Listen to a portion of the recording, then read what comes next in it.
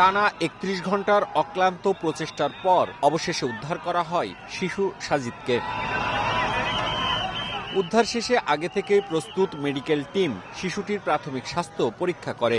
এরপর তানোর উপজেলা স্বাস্থ্য কমপ্লেক্সে নেওয়া হলে মৃত ঘোষণা করেন চিকিৎসক। ৩১ ঘন্টার অপারেশন শেষে আমরা শিশু সাজিদকে অচেতন অবস্থায় উদ্ধার করি।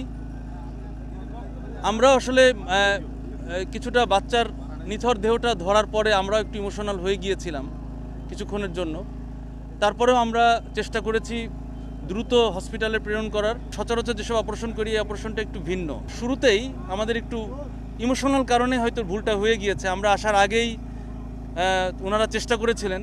এই চেষ্টাতে আসলে ওই সময় তার এই যে 8 থেকে 6 ইঞ্চির, আমরা বলছি 6 ইঞ্চি, বাট আসলে এটা প্রথমে ছিল 8 ইঞ্চি।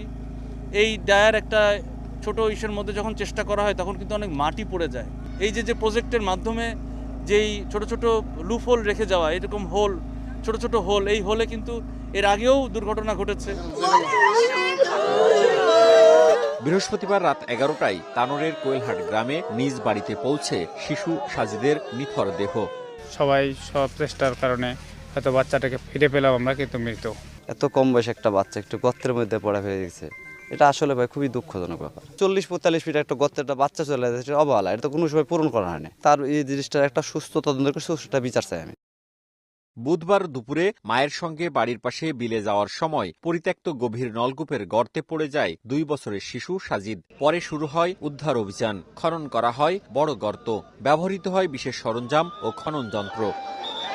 ফায়ার সার্ভিসের 8টি ইউনিটের চেষ্টায় বৃহস্পতিবার রাত 9টার দিকে মাটির প্রায় 50 ফুট গভীর থেকে শিশুটিকে বের করে আনেন ফায়ার সার্ভিসের কর্মীরা। মওদুদ রানা, সময় সংবাদ, রাজশাহী।